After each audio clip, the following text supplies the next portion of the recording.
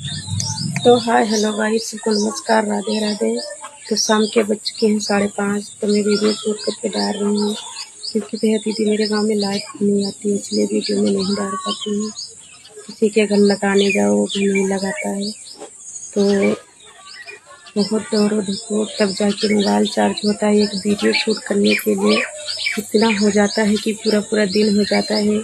सोचती हूँ बैठ के किसके घर लगाऊँ जो मोबाइल चार्ज हुआ है और वीडियो शूट करके डाल सकूँ, क्योंकि भैया दीदी वीडियो भी डालना बहुत ज़रूरी है। तो भैया दीदी प्लीज़, मैं इतनी मेहनत करके मैं मोबाइल चार्ज करती हूँ, तो भैया दीदी एक लाइक, एक कमेंट, शेयर कर दिया करो। आप लोगों का कुछ नहीं रुकेगा, ये गरीब बहन का एक लाइक, एक फॉलो से क्या पता आपकी बहन की किस्मत बदल जाए। तो प्लीज़ भैया दीदी, मैं अर्चना बहन को खुरनगर से आप लोगों का इंतज़ार करेगी। एक लाइक, एक फॉलो, एक शेयर करने के लिए कर दो भैया।